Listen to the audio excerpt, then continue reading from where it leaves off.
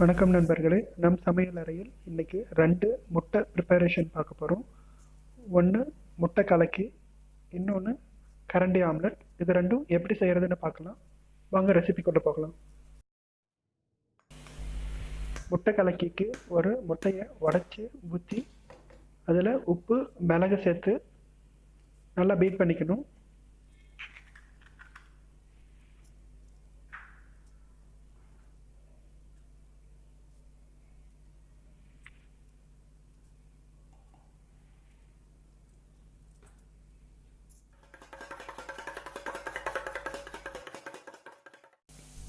இப்போ தோசைக்கல்ல எண்ணெய் விட்டு அது நல்லா சூடாகி வந்ததும் முட்டையை இதில் ஊற்றிடலாம்.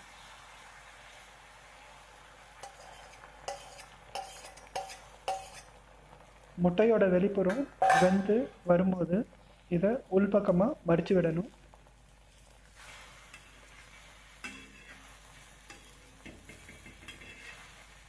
இதனோட ஐடியாவே வெளிப்புறம் நல்லா வெந்தும் முட்டையோட உள்புறம் வேகாமல் லிக்விடாகவும் இருக்கிறோம்.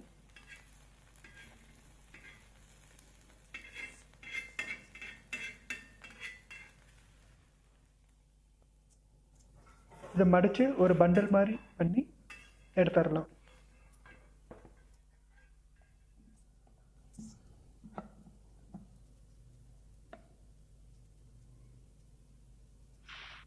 இப்போ கலக்கி ரெடி ஆயிடுச்சு. அடுத்து கரண்டி ஆம்லெட் பார்க்கலாம். இதுக்கு முட்டையை உடச்சி ஊற்றி உப்பு, மிளகாத்தூள், அப்புறம் பெரிய வெங்காயம் சின்ன சின்னதாக பொடி பொடியாக கட் பண்ணி இதில் ஆட் பண்ணிடலாம். ஆட் பண்ணி நல்லா பீட் பண்ணிக்கலாம்.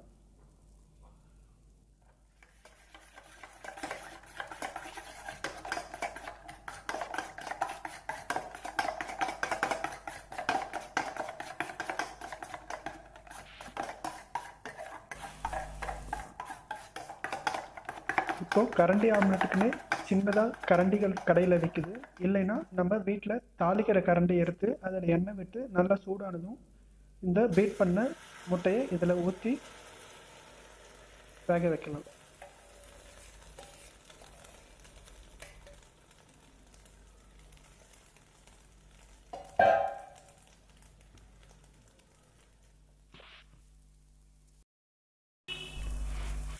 நம்ம வழக்கமாக செய்கிற ஆம்லெட்டை விட இது கரண்டியில் ஆம்லெட் செஞ்சோம்னா நல்லா ஃப்ளஃபியாகவும் சாஃப்டாகவும் உப்புன்னு வரும்.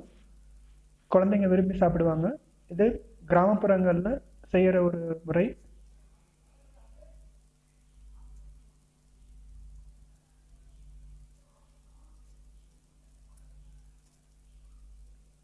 இது இப்போ திருப்பி விட்டு பின்பக்கம் வேக வைக்கலாம்.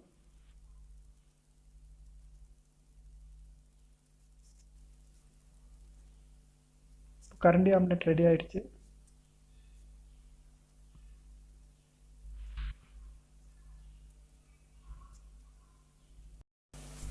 இந்த ரெசிபி உங்களுக்கு பிடிச்சிருந்தா நீங்களும் உங்கள் வீட்டில் ட்ரை பண்ணி பாருங்கள்.